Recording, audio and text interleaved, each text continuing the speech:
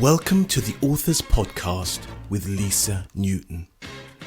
Writing a book is a dream for many people, and in today's society, it has become easier and more important than ever.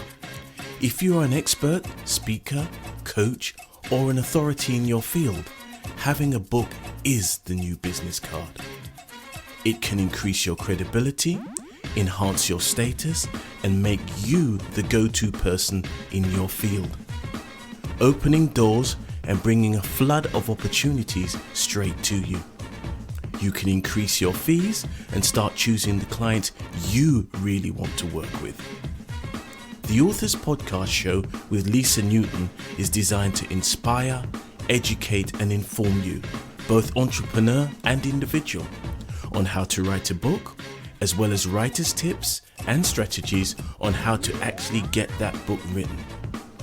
On today's show, you learn more about how to write a book, including writing ideas, marketing, and how to succeed in getting a book written. Here we go with the Authors Podcast, and here is your host, Lisa Newton.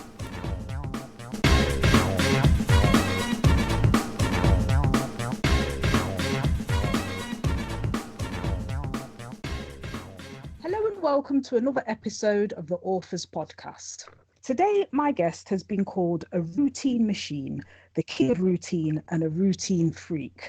It's fair to say that routine has played a big part in his success, particularly when it comes to writing his second book. John Lamerton has been running small businesses here in the UK for the last 20 years and has made more than his fair share of mistakes in that time. He's written a couple of books for small business owners and has a reputation for his down-to-earth, plain English style. There's no jargon or fancy convoluted funnels here. John's latest book, Routine Machine, looks at how a normal bloke from Plymouth managed to achieve more than he ever imagined possible simply by tweaking the daily habits and routines for his health, fitness, nutrition, mindset, business, family, relationships, personal finance and hobbies. Other books by John include Big Ideas for Small Businesses. So on the line, I should have John. Hi, Lisa. How are you doing? Yes. Hi. Very well. Thank you. I have to say, John, I have been reading your book. I haven't finished it yet, the one for Big Ideas for Small Businesses. Yeah. And I am thoroughly enjoying your writing style. I've got to say, I've just got to let you know, like, I like the way you write. It's very easy to read. It's a shame that I've just not been able to finish it as yet, but I will finish it off. But it's very easy to read. I almost missed my stop. Like, oh my gosh, I have been enjoying it. And I think because it speaks a lot to me personally, because having run a small business for many years myself, I related to everything you've said so far. So yeah. So let's start then, shall we, on your journey here then. So in the book, you said that you started off as a civil servant and then you started your first business in the internet when you didn't have a computer and that. So talk us through how you got started. Yeah, definitely. So I was a civil servant by day and I absolutely hated the day job with a passion. I needed to get out of this environment, and I tried applying for several different jobs. Nothing was coming up, and the press at the time was full of these kind of young 20-year-old entrepreneurs, Brent Holdman, Martha Lane Fox, this kind of dot-com entrepreneurs. They were having ideas, and then people were just waving checks at them for silly amounts of money. And I thought, well, I could do that. Well, I'm young. I have ideas. I'm going to become a dot-com entrepreneur and I'm going to launch an internet marketing business. 3 problems with that. Number 1, I knew nothing about running a business. Number 2, I knew nothing about marketing. And number 3, I didn't even own a computer. So access to the internet was also a little bit tough. So yeah, I knew absolutely nothing. And so I picked up a copy of Internet Marketing for Dummies. If ever there was a book that was made just for me, felt like Internet Marketing for Dummies was just, again, it was talking to me at the time. I hopped on my girlfriend at the time's, her parents' computer. They had a nice 56k dial-up internet modem that I could go on and borrow an hour's worth of internet time after the day job. And just literally, I taught myself how to get a website, how to get traffic to the website, how to convert people into sales, how to do networking, and absolutely everything I had to teach myself. And I just discovered that, yeah, eventually there was a passion for small businesses, but ultimately it was that very, very strong desire to get out of the day job, to get that escape velocity, to actually quit a job that I really, really hated. It's interesting. So they're in the day job, and I know I'm sure plenty of people out there are in that position. What was it about the internet that made you think, yeah, this is the route? Was it the time because it was roughly the early 2000s and it was very hot? Yeah, I think so. As I said, the press were just full of these guys who were kind of similar age to me, and they were in their bedrooms, same as I was in a little back bedroom, and they weren't traditional businessmen. And this is the thing, I think, very of the moment, because this is where it changed. In the late 90s, if you wanted to have a business, you wore a suit and you went to the bank and you wrote a business plan and you opened premises and you sold a physical product. And all of a sudden in the early 2000s, you didn't need any of that. You needed an internet connection and an idea. And I think I've heard this line a few times now, which I've kind of adopted, which is that you need to be naive enough to start and stubborn enough to finish. And I think that absolutely sums me up, that I was naive enough to really believe that if I've got an idea and an internet connection, I can make a living out of this. And I was also stubborn enough to keep at it when that didn't happen immediately out the gates. Yeah, and the interesting thing as I'm reading along is that you over time have developed more than one business. And again, it's just fascinating. Like I haven't finished it. I don't want to ruin it for the listeners out there. Big Ideas for Small Businesses is the name of the book, but I'm loving it so far as we go along. But over the years, you then developed other business ideas as well as time went on. And I think that is quite a thing where a lot of entrepreneurs tend to do that, where you start with one business and then another idea comes along. So as you build momentum, I suppose, and get more confidence, more than one idea comes and you do that. Absolutely. I think it can be a blessing, but it can also be a curse. One of the areas I talked about in the book was that everyone thinks they're Richard Branson.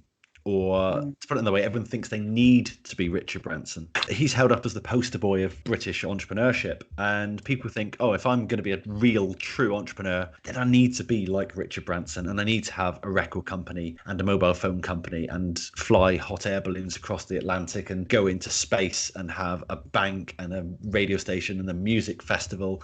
And I need to run 20 different businesses. And the truth is, Richard Branson isn't running those businesses. He's got teams in place. He's got structures in place. He's got corporations lined up. His role is pretty much to turn up to the press launch and to hire the right people to run the right businesses. But people think, oh yeah, I've got this successful business. I've got a successful bakery. Oh, fantastic. Right. What I'm going to do now is I'm going to open a media company to go alongside my bakery. What? No, that doesn't make any sense. But as entrepreneurs, we have ideas, and ideas are 10 a penny. They are, I think it was Mark Cuban said that ideas are worthless. It's the execution and the implementation that makes it worthwhile. And I've gone through this because back in the day when I first figured out how to kind of rank websites on Google, I could have an idea on the Monday, get a really, really awful looking website live by the Tuesday, and by Wednesday I'm earning money. It's number one on Google, I'm earning money. That's how easy it was for me to have a business idea, launch a business, and start earning money from it. Unfortunately, that led to me at one point running 30 businesses at the same time. Very, very different sectors. So we had serviced office accommodation, mobile phone insurance, sports betting, giving away sachets of shampoo. We had student websites. We had car accessory websites. We sold breakdown insurance. We had villa holidays. We had package holidays to the Algarve, a nationwide directory of florists. And it was just, you imagine trying to say, what do you do? You walk into a networking event. What do you do? Well, yeah, what don't I do? And ultimately that led to me running all of those businesses really, really badly.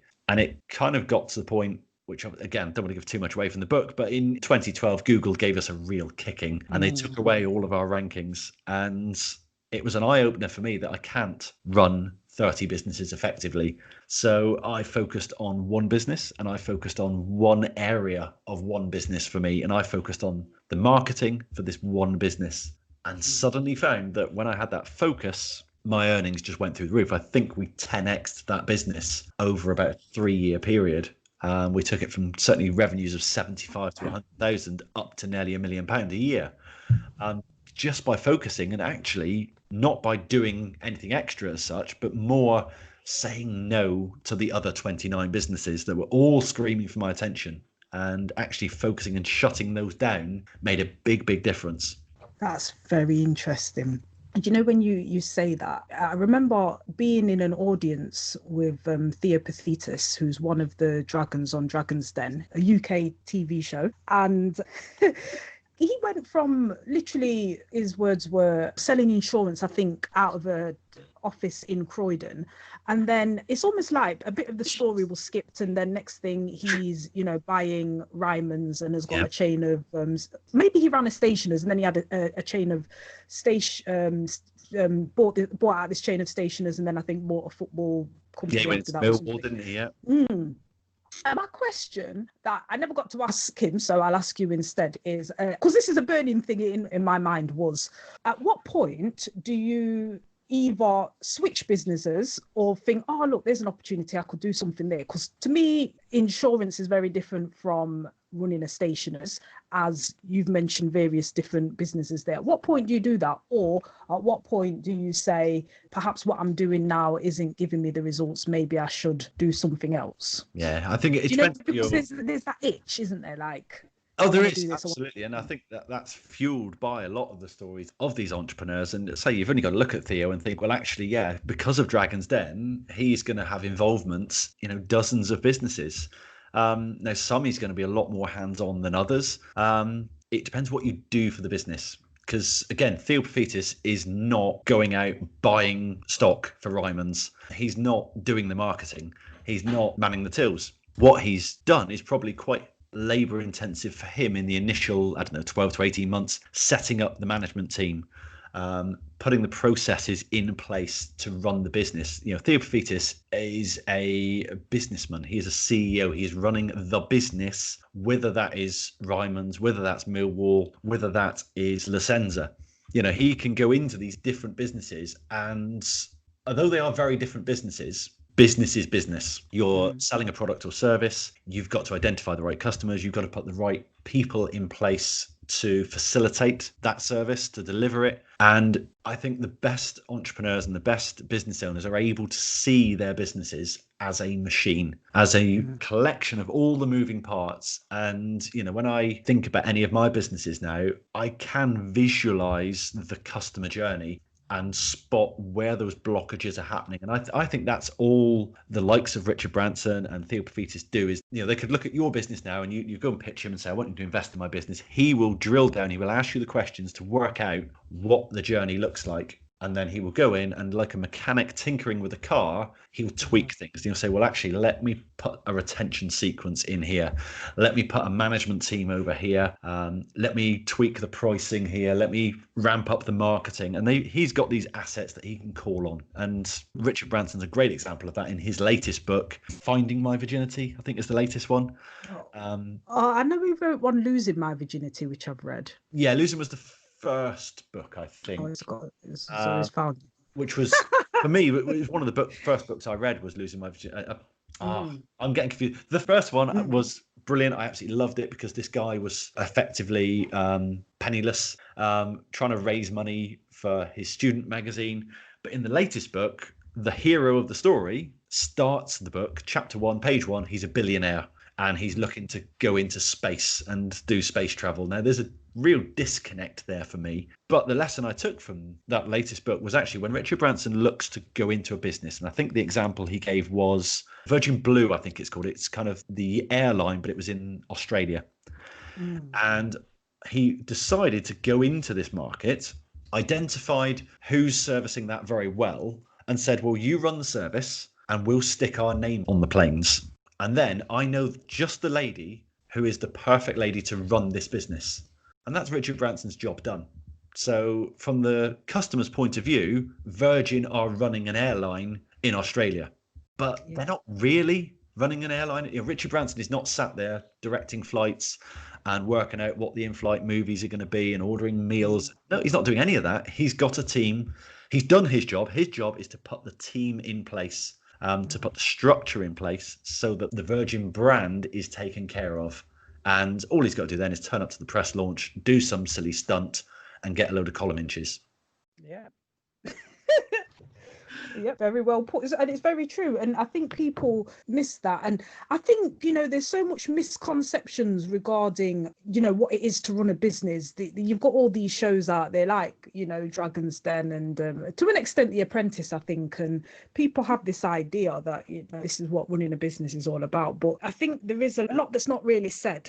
And this is particularly why I like your book, reading it, The Big Ideas, is that you really go into it as to how you started and the challenges you overcame, because I think other people tend to gloss over it and they don't really tell you what it's really like. And having read Richard Branson's book, one of the things I remember reading and thinking is that I think he got his aunt to help him or something, and his aunt banked at Coutts. Now Coutts Bank isn't like any old little bank. You've got to have a certain level of wealth for them to take you on as a customer, and not everyone's got an aunt that has a bank with Coutts. It's the little things that they miss out on the story that you think, well, we're not all starting at the same level, really, are we? Yeah, exactly. And it's one of my pet hates with autobiographies is I was born in 1977 and I went to school here and this was the upbringing I had.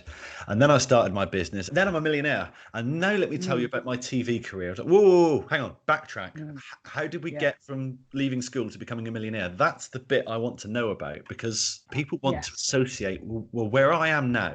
If you read a book and there's a hero in the story, you put yourself into that hero's shoes, you walk in their shoes and you follow their path. So when I read an autobiography, I want to know, well, actually from where I am now to where I want to go, who's been there, who's trodden that path, whose blueprint can I copy? And when I pick up Richard Branson's book and he's already a billionaire looking at space travel, that's me. I'm nowhere near that level. When I pick up his first book, however, and he's a penniless student trying to, get a few contracts in for his piddly little magazine. Oh, absolutely. I'm there. And how can I take it? And one of the best I've seen of that is a chap called Neville Wright. And his book was called The Answer is Yes. Now, what was the question? Brilliant book. But ultimately, it's his story of, and, without spoiling the ending, I think he mentions it on the front cover. He starts with 37 pence and his dad's ladder, and he finishes up with £100 million empire.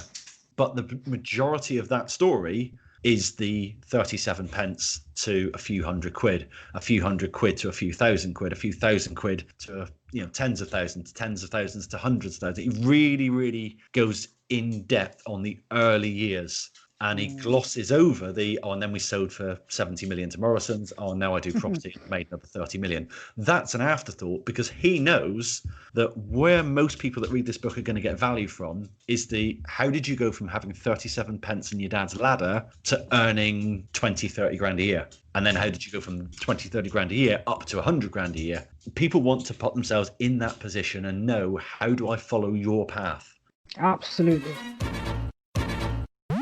You were listening to the Authors Podcast with Lisa Newton. Please do subscribe to, like and share this channel. So if you're just tuning in, I'm talking to John Lamerton, who is the author of Big Ideas for Small Businesses, Simple Practical Tools and Tactics to Help Your Small Business Grow, as well as Routine Machine, How Successful People Improve Their Morning Routine, Daily Habits and Guarantee Themselves Results. So what I want to ask John is how you came up with the idea of writing your first book then. Was it because there was the gap in the market, or just to share your story? Because you've been in business for 20 years and there's a lot that you have learned, and other small business owners will go along exactly the same path as you have done and can learn from you. And as you say, in the book, good people learn from other people's mistakes and not their own.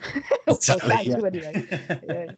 Save yourself a lot of heartache, and also just to know it's not just you going through this. This is the path of business. So what set you out to document your story? Well, I'd been kind of bullied into it for a couple of years, where I'd been in a coaching group and one of my mentors had been saying for a long, long time, like, you've got this fantastic story. It's been a real roller coaster journey. You've had very high highs and very low lows on this business journey. It's not been that straight linear path that people think it is when you're running a business. And I'd always resisted and said, no. My efforts go into actually running my businesses. I don't see the value in writing a book. Yeah, if I'm going to sell 1 million copies of it, great. But it just doesn't interest me. And it got to the summer of 2016, and we'd just exited our main business at the time. So suddenly I had a lot of time on my hands. I was kind of just coming up for 40, and I thought, I'm not ready to hit the golf course yet. What, for the rest of my career, what am I going to do? And we decided actually I really enjoy helping other business owners. And so we set up a little mini mastermind around my kitchen table, and I got in touch with about 6 to 8 small business owners here in Plymouth who they were fairly new on their journey. They were just starting out, and I thought, well, internet marketing for dummies helped me. Rich Dad Poor Dad helped me. I can help these guys. So I met up with them once a month. I set them some homework. I gave them some books to read, sent them away with some tasks. And over the course of the next year, they absolutely flew. They really, really absolutely smashed their businesses, and their business delivered the lifestyles that they wanted. And I sat down with my business partner, Jason, after that first year and said, this has been brilliant. At this point, we'd grown to 12 people. So we were starting to run out of chairs around our kitchen table at this point. So we deployed the emergency chairs. All the Christmas stools had come out of the woodwork. And I said, well, look, we're running out of space here. I said, I've really enjoyed this year. I've really enjoyed helping these 12 people, but that's 12 people. I want to help more than 12 people. I want to help 1,200 people or 12,000 people. And Jay said, well, is it time for the book then? I went, oh, yeah, it probably is. So it was the one time whereby, I just exited a business. We'd been helping people already. I knew I had a message that could help people. I'd seen it working for other business owners. And I thought, actually, it's the one time I've got the time to write the book. Let's do it. Let's set some time aside. Let's get this book written. And ultimately, the plan was that it was going to be the book. There wasn't going to be a second book. I quite famously stood on stage at the launch event for Big Ideas and said, I am never writing another book again. I hated the process of writing this, never writing it again. And sure enough, 2 years later, I came out with the second book. I think once you get the writing bug, it's one of those, for me anyway, it's just one of those things. I completely expect people to write another one. Yeah. I kept getting asked the question as well, when are you writing the second book? And my answer changed from me, immediately after the first launch was, no, I'm not writing another one. This is it. This is all you're getting from me. To, well, I might do at some point in the future. To, well, I've got an idea for a book. To, yeah, I'm writing it. It's coming out next year. And did you have to have a routine for your writing? Because you said you had more time on your hands. So did you have a structured time around which it's like, okay, this is writing time? Yeah, well, this thing, see, I am the king of routine, Lisa. So it's got to be done. But unfortunately, the first book, I didn't have a routine. And this is why I think I didn't enjoy the process so much the first time around, because I set myself a crazy, stupid deadline. And I think I started writing in January or February of 2017. And I said, right, the book is coming out on the 20th of June. And then we went on a family holiday to Florida. And that was like a 3-week, supposed to be a holiday, but Disneyland and Orlando. And it's not a holiday. So my plan of, I'll take the first proof, sit by the pool, read that. No, that didn't happen. Ended up just being massively stressed and just finding time here and there to write a few chapters, to edit. I wrote it out of sequence as well. So I started writing it. And then about 2 months in, discovered that chapter 21 was actually chapter 3. Chapter 4 was actually chapter 17. And in all my then references back, the timeline was wrong. Just, it was a horrible experience. And the second book, Routine Machine, was completely different because I wrote it with a proper routine. I first of all didn't give myself a stupid deadline. I had the initial idea for the book in, I think, June 2018. I was on a podcast. This guy said to me, I think for you, routines are just key. He says, you're like the king of routine. I went, oh, that's a good idea. I could write a book about that. Went back to some of my clients, did a little presentation. I said, yeah, absolutely, this is a book. I went on holiday in the summer, took my journal with me, and I said, right, if I can write 4 pages of notes, just bullet points about different stories, different anecdotes, different takeaways that I know about routine, I'll write the book. And so sure enough, I did about 10 pages. Okay, this is going to be a thing. So I had the idea in the August. I planned out the structure first, which I didn't do for the first book. So I planned out exactly what the chapter structures were going to be. That was done in the October. And then in November, I blocked out an entire week. And I said, I'm going to break the back of this book in the first week. So 1 week in November, I got 31,000 words down.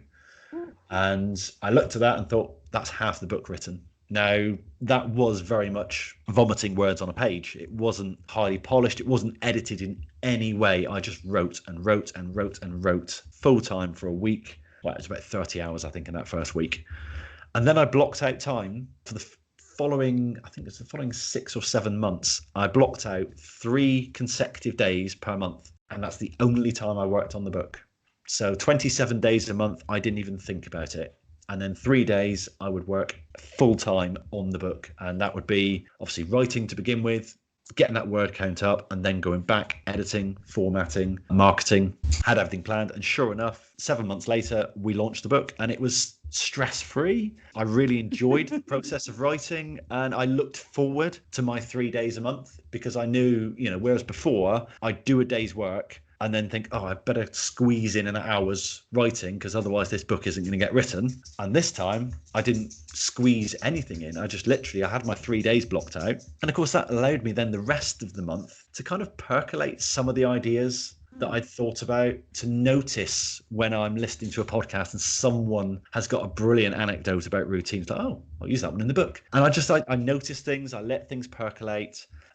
Ideas made it into the book. I'd write some stuff down. I'd have, everyone gets writer's block. I'd get writer's block. And then 4 days later, I'd be listening to a podcast. The idea would suddenly come to me and I'd just open my Word document, put a little bullet point in there, what I'm going to write about. And then when it's time to write on my 3 days, I open it up and I can just work. I can just go. And it was, honestly, it was poles apart the way I wrote those 2 books. I'm still very proud of both books, and I like reading big ideas, but I did not enjoy writing it anywhere near as much as I enjoyed the routine of writing Routine Machine. And that's because I am a routine freak. I do live and die by my routines, and that's the mistake I made with the first book, is I didn't write it routinely.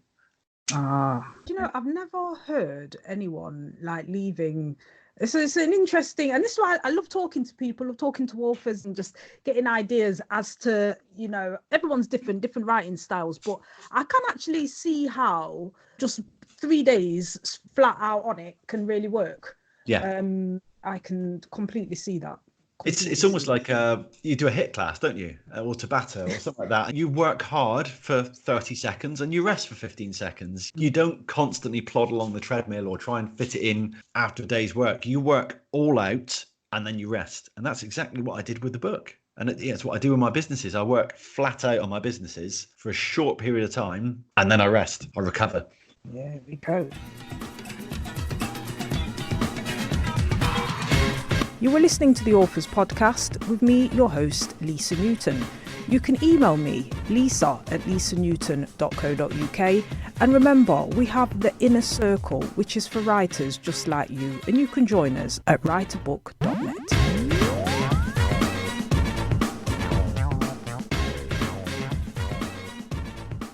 So if you're just tuning in, I'm talking to John Lamerton, who is the author of Routine Machine. Information can be found at routinemachine.co.uk, and also Big Ideas for Small Businesses. Simple, practical tools and tactics to help your small business grow. So John, you mentioned like having clients and stuff. So now that you've got this book out of the way, how do you keep yourself busy? How do you spend your time? Because what I loved about what you said in the Big Ideas, it says John Lamerton, a former hustler. He now earns more money working 20 to 25 hours a week than he used to pulling all-nighters and grinding for 100+ hours a week. I could completely relate to that.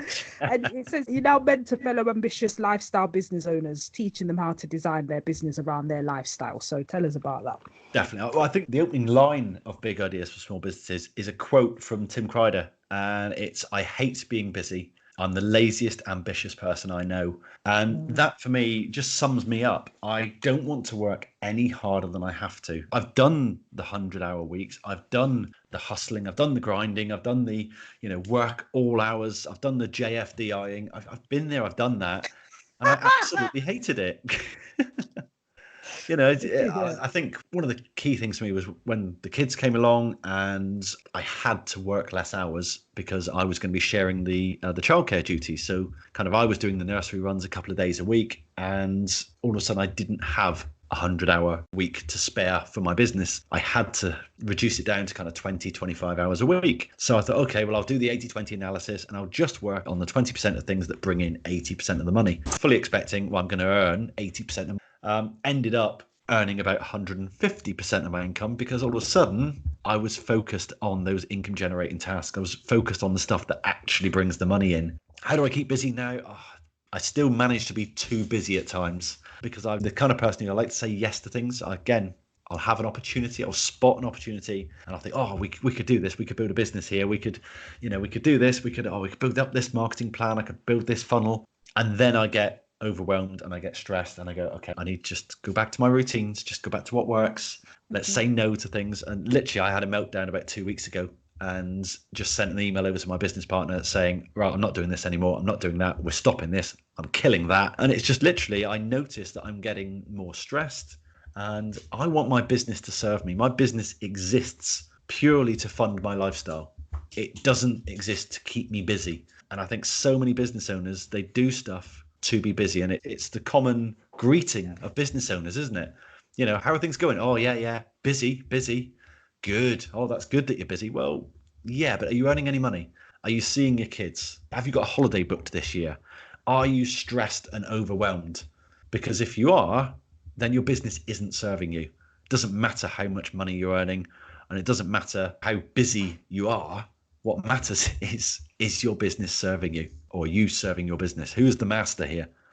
Yeah, absolutely. I completely agree. And one of the things you say in the book is about lifestyle businesses, the word almost seeing, it's had a dirty kind of tinge put upon it, like, oh, it's only a lifestyle business. But no, like you say, the business should be there to serve you.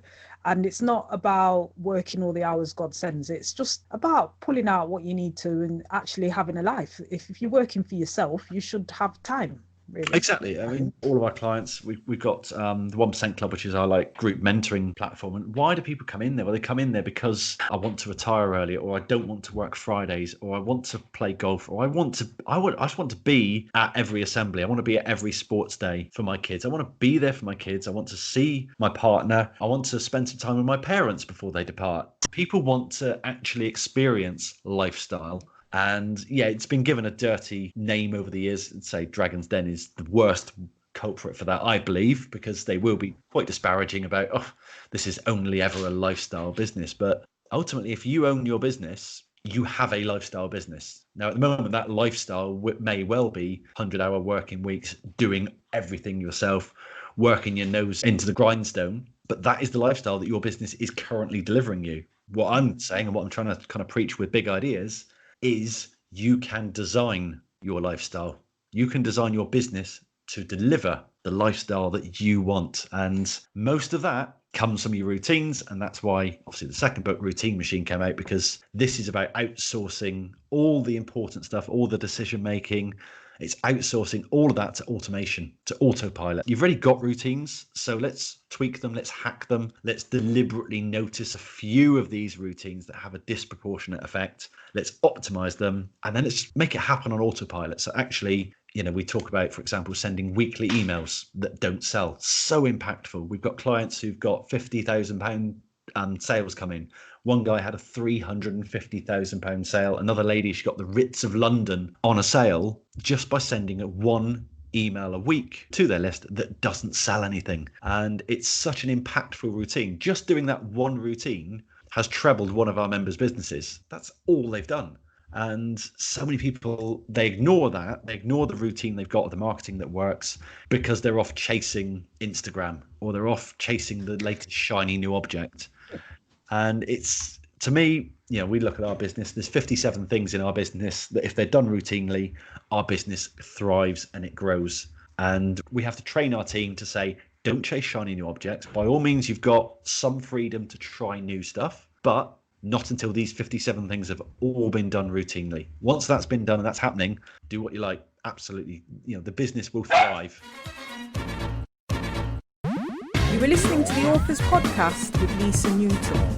Please do subscribe to, like and share this channel. So if you're just tuning in, I'm talking to John Lamerton. I'm feeling quite energized actually. I'm just like, I know you can't see me on the podcast, but I'm just nodding my head vigorously like, yeah, completely agree with everything you're saying. More information about the Big Ideas, it can be found on the website bigideamedia.com.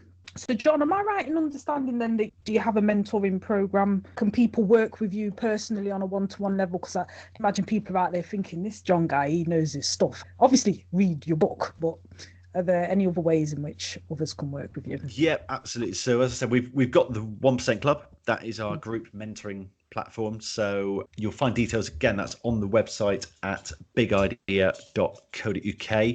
We open the doors to the 1% Club in March and September every year. We can sometimes sneak people in the back door if you're determined, if you've got a deadline, if you've decided, hey, I'm going to write a book and it's coming out in April, and you need some help with that, we can obviously work with you on that. But again, my bag is marketing. I love marketing small businesses. I love working with small business owners that want to deliver that lifestyle. So we've created some maths classes in the club about how to write a book, how to sell the book, because I think so many people focus on the writing and they write brilliant book. And I remember the classic is Robert Kiyosaki, Rich Dad, Poor Dad, has said it's one of the first books that I read when I was running my own business.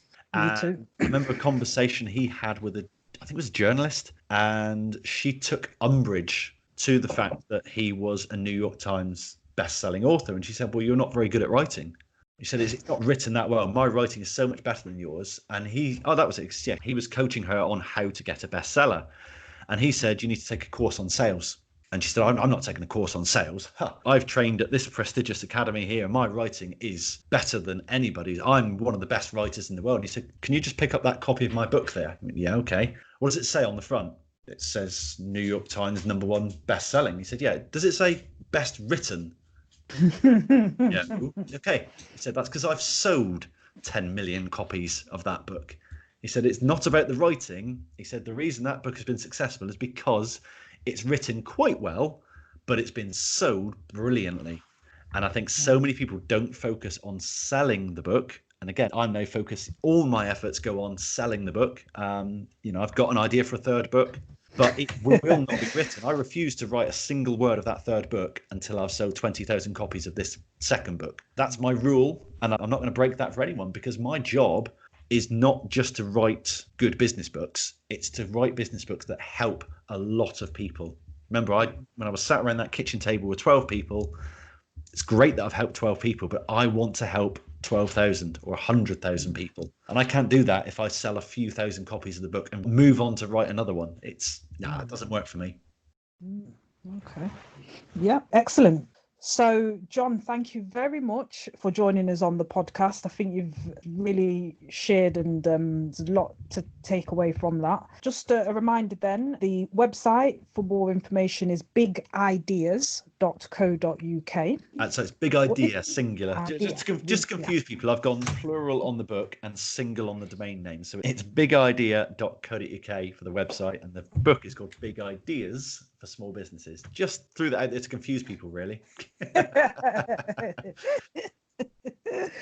Yeah.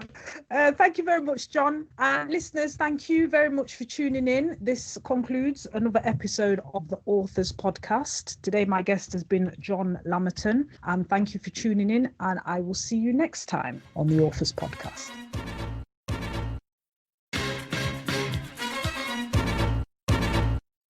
You have been listening to the Authors Podcast with Lisa Newton, sponsored by Boogles Limited. Tweet the show at Boogles_books, spelled BOOGLEZ_books. You can also contact your host via the email address lisa@lisanewton.co.uk. And if you want to join our authors community, join the inner circle at www.writeabook.net. You have just been listening to the Authors Podcast with Lisa Newton. See you next time.